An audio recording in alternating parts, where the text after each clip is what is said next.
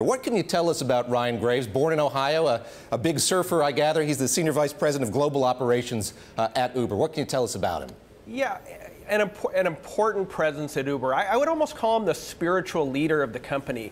You know, he was the first CEO when founders Travis Kalanick and Garrett Camp didn't even know what Uber was. They basically recruited him out of GE.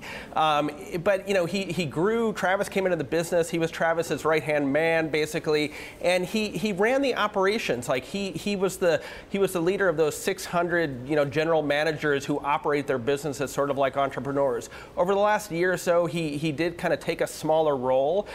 He's been quite invisible during all the troubles at Uber. But, you know, I think he'll remain on the board. But this is another blow for, you know, everyone's favorite troubled $70 billion startup. They're losing someone who's really important to the culture of Uber. Yeah, this unicorn limping along, it seems. How does this fit into the scandal that you just described? Of course, we had that report from Covington & Burling, the big law firm spearheaded by the former Attorney General Eric Holder.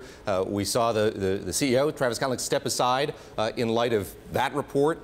Other news items, of course, the tragedy in his family as well. How does this play into all of that, Brown? Well, you know, I mean, Ryan was sort of untouched by a lot of these scandals. I mean, he actually did run the human resources department when some of the, you know, problems outlined by employee Susan Fowler arose. And yet, you know, his reputation was, I would have to say, somewhat untarnished. But look, I mean, Uber is in, you know, searching for a CEO. They say they're going to announce one before Labor Day.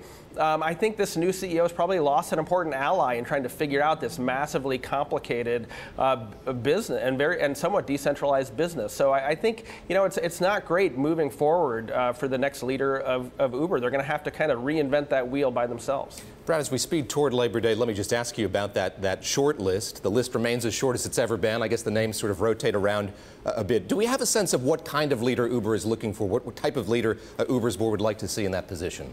Yeah, I think, David, you've actually hit on the heart of the matter, which is the board's not quite in agreement on that. I think you've got one faction that wants to see someone in the mold of Travis Kalanick. Probably Travis is in that group. Someone who's aggressive and ambitious, perhaps willing to bend the rules, and maybe push off an IPO as long as possible so they can continue to grow quickly outside the limelight of the financial markets. And then you've got another group on that board that wants a more professional operator, someone like a Meg Whitman, who took her name out of contention, who, you know, wants to professionalize the company quickly, play by all the rules, and go public quickly so those early shareholders can get liquidity. And I think it's that fundamental disagreement which my colleague Eric Newcomer and others have reported about, which is why this process has taken so long.